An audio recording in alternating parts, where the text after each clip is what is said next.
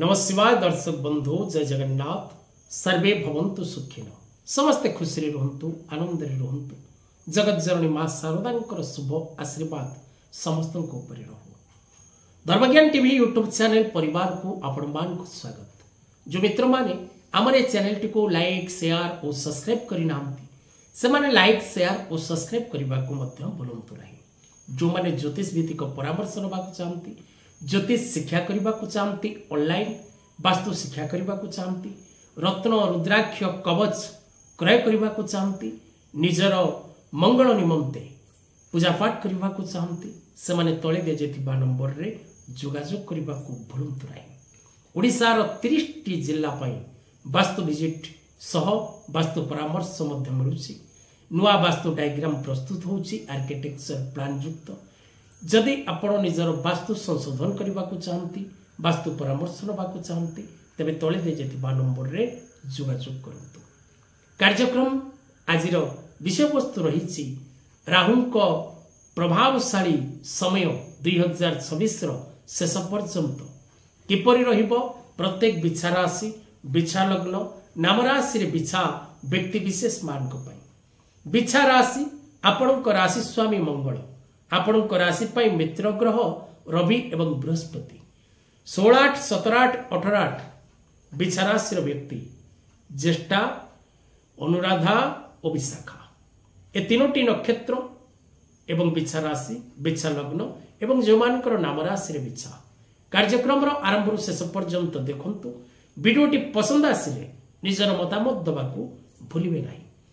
तेबे दर्शक बंधु बिछा राशि वर्तमान आपणकर राशि एवं नक्षत्र पई प्रायतः पूर्ण शुभकारक समय 2026 मध्य पर्यंत नहीं, किंतु कलिजुगर राजा माया विग्रह राहु छाया ग्रह राहु 18 मे ठार आपणक राशि चतुर्थ भाव रे गोचर करुचंती। तेणु चतुर्थ भाव रे राहुंकर गोचर आपणक राशि रे 2026 रो शेष पर्यंत रहिबो। आपणक राशि एवं नक्षत्र पई राहुंकर गोचर प्रायतः पूर्ण शुभकारक एवं पूर्ण जोगकारक नुहे।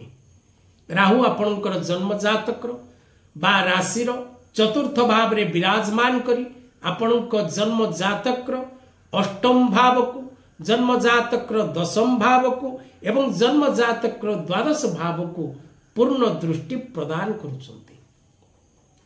कारण कलिजुगर राजा राहु ग्रहंकर तीनोटी दृष्टि, पंचम दृष्टि, सप्तम दृष्टि और नवम दृष्टि।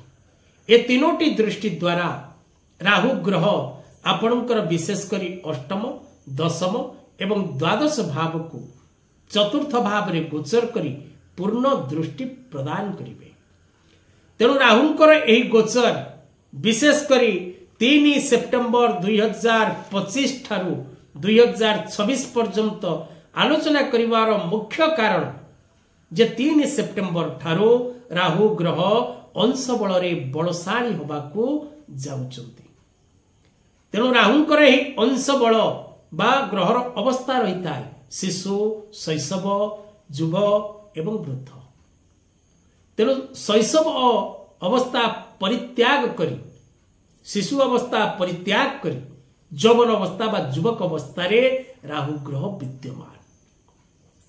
तेणु राहुंकर एही अंश बलर वृद्धि पाई आपणक राशि प्रति अशुभ फलर मात्रा मध्य वृद्धि पाइबो। कारण आपणक राशि पाई देवगुरु बृहस्पति स्थिति आपणक राशि अष्टम भाव रे, चतुर्थ भाव रे राहु, दशम भाव रे केतु, पंचम भाव रे शनि। समस्त ग्रह मुख्य ग्रह मानकर स्थिति को जदि आमे अवलोकन करिबा तेबे आपणकर राशि एवं नक्षत्र पई वर्तमान कौनसी ग्रह मध्य मुख्य 4 ग्रह मध्य रे पूर्ण शुभकारक एवं जोगकारक नहंती।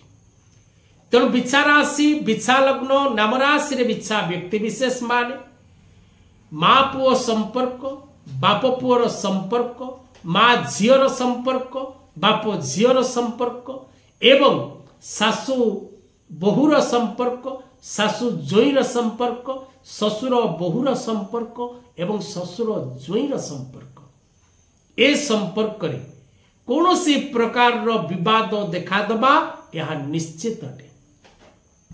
तेणु आपण विशेष करी सावधान रहिबे निजर पारिवारिक मित्रता क्षेत्र को नहीं, अन्यथा विवाद देखादब, अशांति देखादब, कलह देखादब, मनांतर मतांतर देखादब। तेणु जगी रही न चलिले आपण निश्चित भाव विपद भोग करिवे यह निश्चित।